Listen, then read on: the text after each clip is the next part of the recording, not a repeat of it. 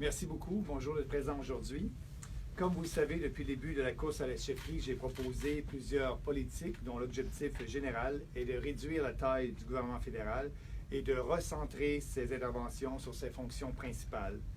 Tout le monde comprend ce que cela signifie d'avoir un gouvernement plus petit lorsqu'il s'agit de politique économique, mais qu'en est-il lorsqu'il s'agit de politique étrangère? Les principes, pour moi, sont en fait les mêmes. Nous pouvons avoir une politique étrangère fondée sur les perspectives et les intérêts des politiciens, des bureaucrates et des organisations internationales, ainsi que des groupes d'intérêt. Une politique étrangère qui essaie d'atteindre des objectifs irréalistes, axés sur l'image et le marketing, qui intervient inefficacement partout et qui n'est franchement qu'un gaspillage de l'argent des contribuables. Ou bien nous pouvons avoir une politique étrangère entièrement axée sur les objectifs fondamentaux de protection de la sécurité et de la prospérité des Canadiens. Une politique où aucune ressource n'est gaspillée sur des gestes symboliques qui n'ont aucun effet sur la vie des Canadiens. En tant qu'ancien ministre des Affaires étrangères du Canada, j'ai pu constater que les membres de l'establishment des relations internationales ont des priorités très différentes de celles des Canadiens ordinaires. Ils se soucient d'assister à des conférences internationales dans des endroits branchés et se faire photographier en compagnie de dirigeants étrangers importants. Ils s'inquiètent du prestige et de l'allure de la présence du Canada sur la scène internationale, même si cela signifie simplement avoir une influence minime sur des événements dans certaines parties du monde où nous n'avons presque aucun intérêt. Qu'il s'agisse de groupes de bureaucrates qui discutent comment dépenser des milliards de dollars pour relancer l'économie canadienne, ou d'un groupe de bureaucrates qui discutent comment dépenser des milliards de dollars dans les organisations internationales pour l'aide au développement dans d'autres pays, c'est pour moi du pareil au même. Ils favorisent d'abord et avant tout leur propre intérêt et gaspillent un tas d'argent des contribuables. The Trudeau government's foreign policy is a perfect example of this type of policy disconnected from the interests of Canadians. It is based on the same principles as its economic policy. The more the government intervenes, the more money it spends, the more structure and programs it creates, the more publicity it gets, the better it is. The Liberals claim that since their election, Canada is back on the international scene. You bet it is, just like it is back on the economic sphere with its $30 billion economy with carbon tax and costly regulations. It is going to make us even poorer by sending billions of dollars to other countries for the same purpose. That's in addition to billions of dollars every year in development assistance that Canadian taxpayers are sending to various countries, a budget that the Liberals have promised to increase. On security issues, the Trudeau government decided last year to scale down our military involvement with our allies against the so-called Islamic State in Iraq and Syria. Yet, fighting radical Islamic terrorists is directly linked to the security of Canadians. Meanwhile, the government announced last summer that it will send 600 Canadian troops and spend $500 million on a peacekeeping mission in Africa. Canada has no strategic interest in that region. The conflicts there have no impact on our security. And it's even not clear that there is any peace to keep, but the Liberals are trying to avoid this debate. There is no reason to waste the money and to risk the lives of Canadian soldiers. No reason except from the point of view of the Trudeau government showing the foreign affairs establishment of other countries that Canada is back and lobbying for a seat at the United Nations Security Council. For the Liberal, it is more important to show off on the international stage than to protect the security and prosperity of Canadians. We learned 2 weeks ago that the senior foreign affairs bureaucrats even held a meeting to discuss how to use the Prime Minister's image and his personal appeal to sell the world on the merits of the country's return to UN peacekeeping missions. This is not a foreign policy based on the interests of Canadians. This is the low politics of selfie diplomacy. As leader of the Conservative Party of Canada and Prime Minister, I will ensure our country's foreign policy will be refocused on the security and prosperity of Canadians. First, my government will continue to work closely with our allies to ensure peace and security, especially against radical Islamic terrorism. We will only get involved in foreign conflicts when we have a clear strategic interest in doing so and when the security of Canadians is directly impacted.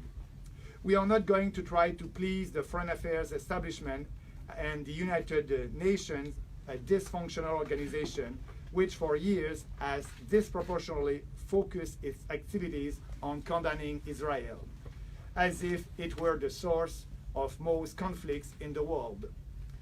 Last year, for example, the UN General Assembly adopted 20 resolutions targeting Israel, while passing one each about the human rights situation in North Korea, Syria, and Iran. Second, my government foreign policy will be focused on liberalizing trade with as many countries and regions in the world as possible. This is not only the best way to ensure our prosperity, but also to help other countries develop and get richer, and to ensure a more peaceful world. Third, my government will review the $5 billion that Canada spends every year on international assistance programs. Our refocused international assistance will center on core humanitarian efforts to fight global health crises and respond to emergencies such as major conflicts and natural disasters. Canada has to show solidarity and do its part to help population and dying and suffering in countries that don't have the means to save themselves. However, every year we spend billions of dollars funding job training programs, farming technology, infrastructure building, and various other programs to help develop other countries' economies. We will phase out this development aid for which there is no moral or economic efficiency argument. Some First Nations communities in Canada have levels of poverty and basic services comparable to those of third world countries. There are low-income families in our country that pay taxes on their modest earnings. Instead of sending billions of dollars to other countries, we should use that money to cut taxes and or help Canadians in need here in Canada. Les arguments en faveur de l'aide au développement sont extrêmement faibles. Des centaines de millions de personnes sont sorties de la pauvreté dans le monde au cours des dernières décennies. Cependant, rien ne démontre que cela est survenu grâce à l'aide au développement. Des pays tels que la Chine, l'Inde, le Vietnam et plusieurs autres qui sont en train de sortir de la pauvreté l'ont fait parce grâce encore l'univers, cela crée un cercle de dépendance et aide souvent ces gouvernements à rester au pouvoir. Un gouvernement trop gros ne résout pas des problèmes, il crée des problèmes. Cela est vrai en politique étrangère comme en politique économique. Sous mon leadership, le Canada ne va pas aveuglément suivre les idées reçues de l'establishment des relations internationales. Nous n'allons pas envoyer nos soldats dans des endroits dangereux où nous n'avons pas d'intérêt stratégique juste pour plaire à la bureaucratie internationale des Nations Unies. Nous n'allons pas gaspiller de l'argent des contribuables dans l'aide au développement simplement parce que d'autres pays le font. Le rôle d'un gouvernement est de protéger ses citoyens et leur permettre de s'épanouir et de prospérer. Ce sera l'objectif prioritaire de notre politique lorsque je serai Premier ministre. Merci. Thank you. Monsieur Vernier, Monsieur O'Leary est officiellement entré dans la course ce matin, nous a dit qu'il allait entrer dans la course. Comment vous accueillez sa candidature? Mais premièrement, je lui souhaite la bienvenue. J'ai toujours dit que plus on était de personnes dans la course au leadership du Parti conservateur du Canada, mieux c'était pour les membres de notre parti. J'ai toujours dit que je voulais qu'on fasse un débat d'idées et je suis certain qu'avec M. O'Leary, on aura un débat d'idées comme on a eu hier à Québec. Donc, c'est bon pour les membres du parti. Ils auront le choix entre plusieurs candidats. Qu'est-ce que vous pensez du timing, du fait qu'il soit entré dans la course le lendemain du débat en français? Bien, c'est sa décision, mais au moins nous avons encore une chance d'entendre M. O'Leary débattre en français, puisque le prochain débat sera à Edmonton à la fin du mois de février. Et à ce moment-là, bien, M. O'Leary sera un candidat officiel et il participera. Donc, quand même, les Canadiens vont avoir l'occasion de voir la qualité du français de M. O'Leary. Monsieur Bernier, alors, qu'est-ce que le défilé d'hier? Vous n'avez pas l'impression qu'il a tenté de se défiler en se présentant seulement 12 heures après la fin de l'unique débat entièrement en français? Bien, moi, je trouve que c'est dommage. C'est dommage que les membres n'aient pas pu entendre M. O'Leary hier dans le débat en français.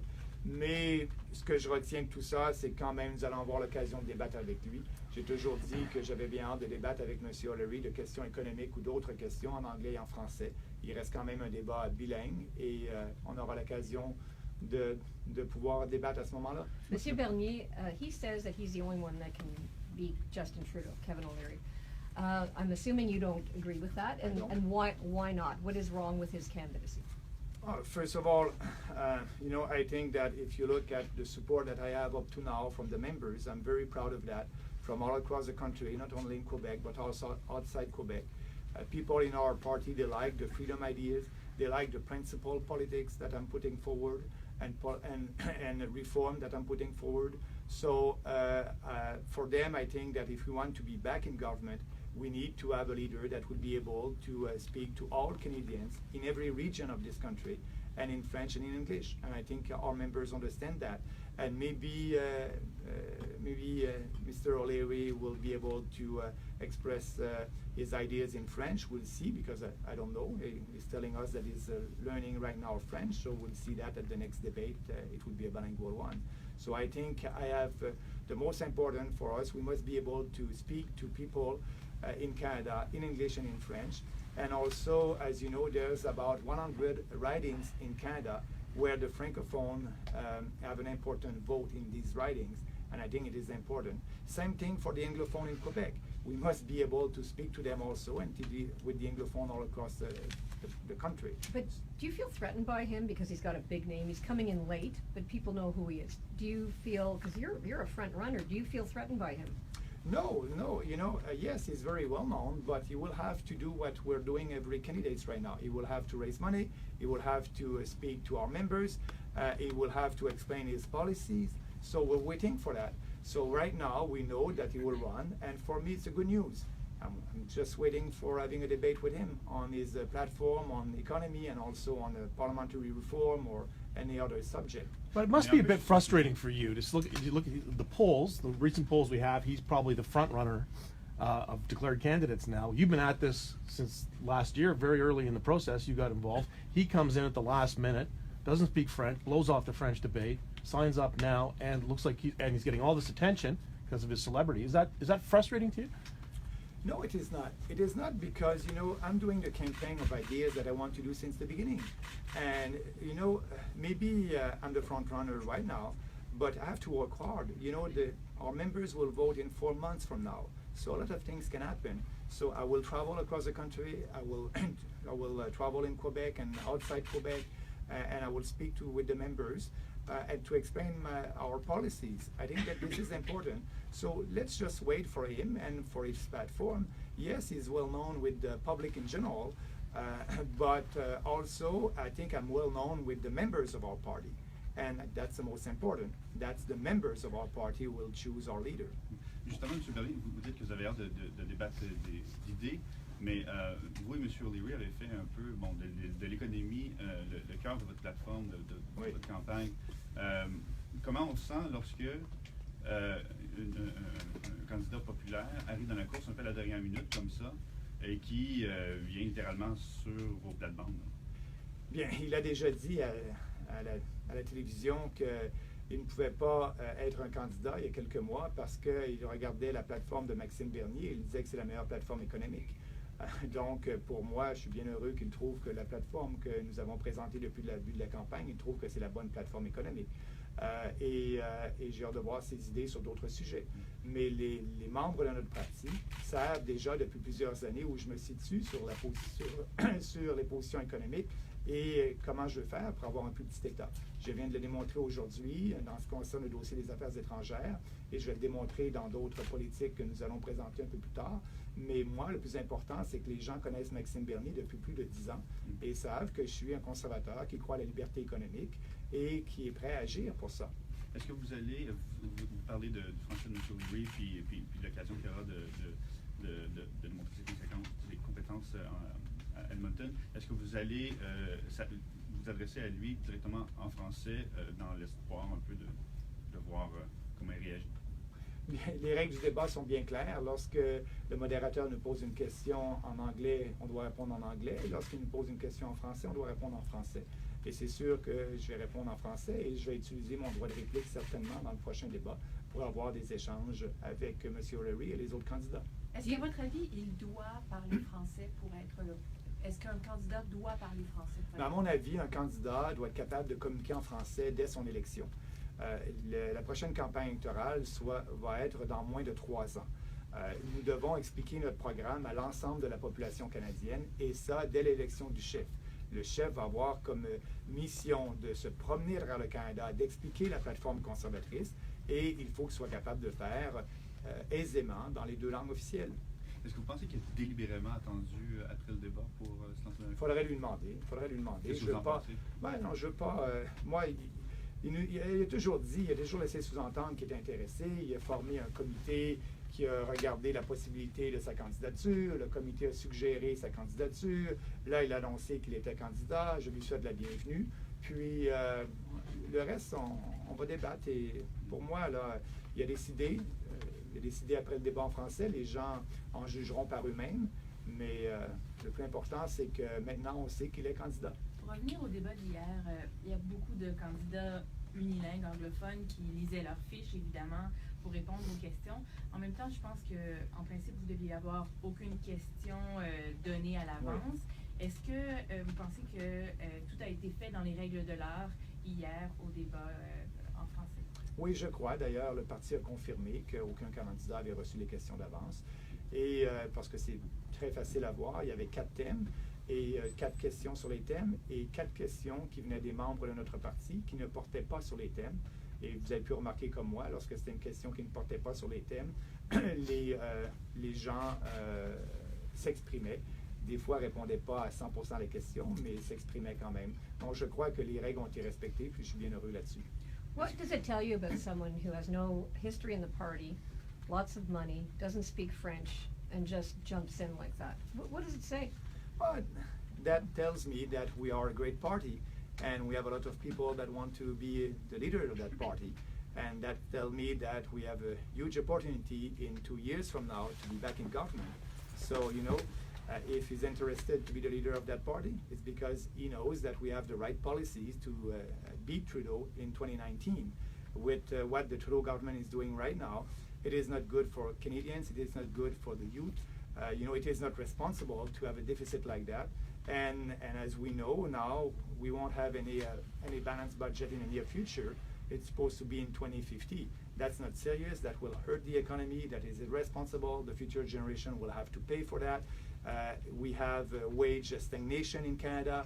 So if you look at all that and the challenges that we are having in this country, knowing that a person like him wants to be the leader of our party, it is because he knows that we have the best platform for Canadians.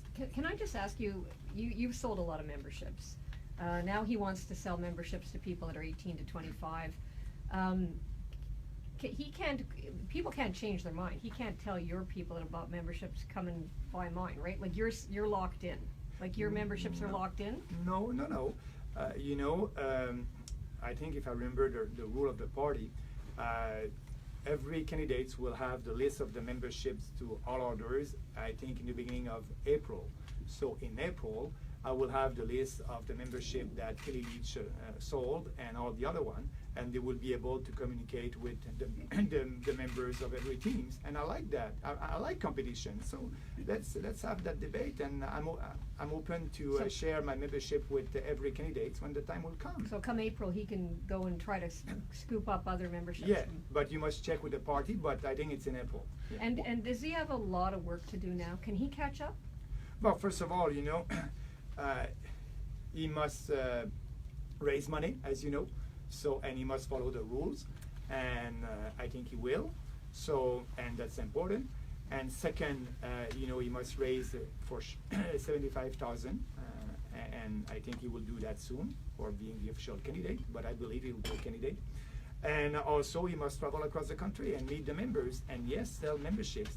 And he has until the end of March to sell membership, because as you know, after the end of March, a new member won't be able to vote for the new leader of the Conservative Party of Canada.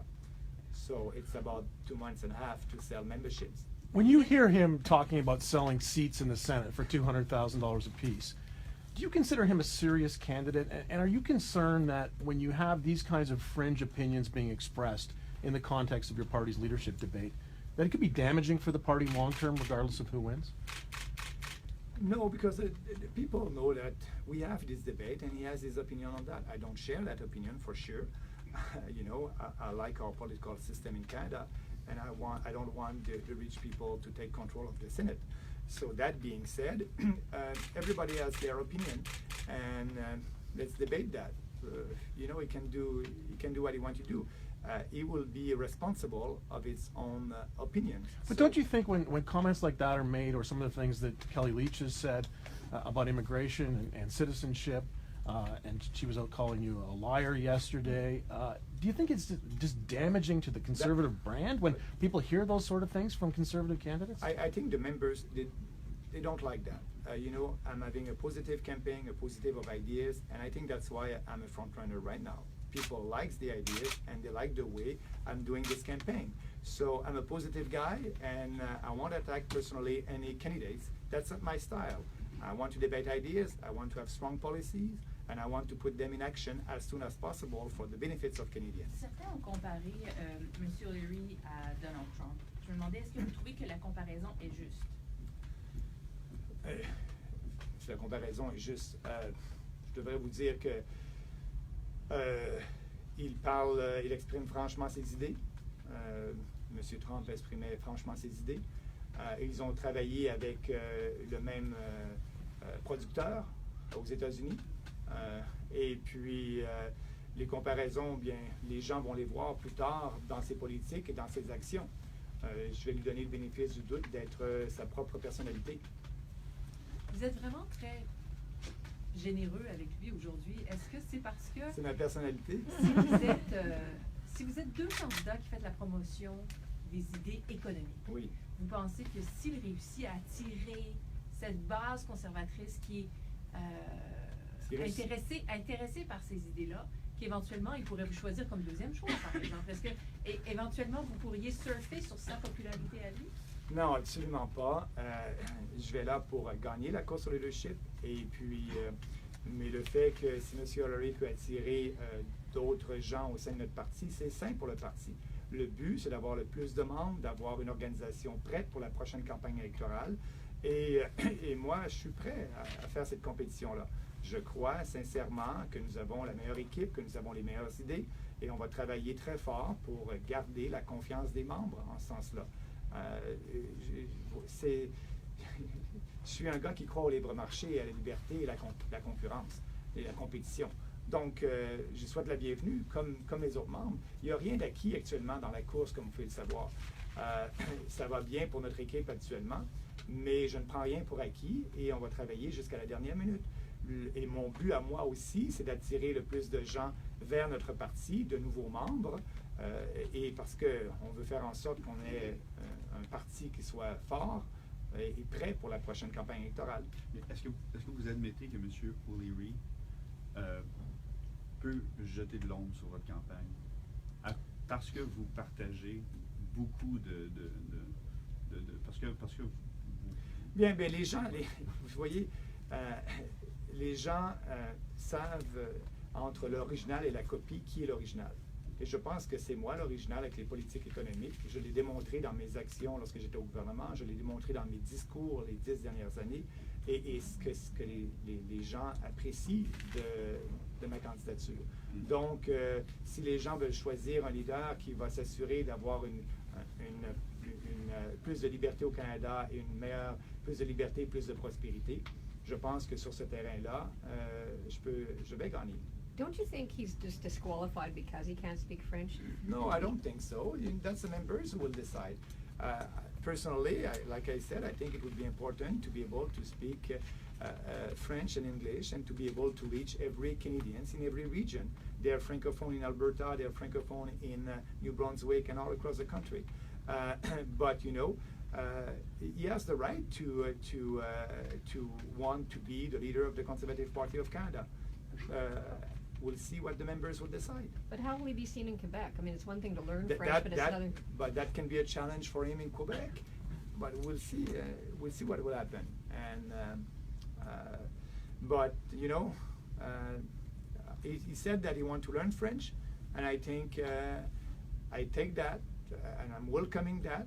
And I think he knows that it is important to be able to speak a little bit French to francophone, be able to speak to them and to understand them.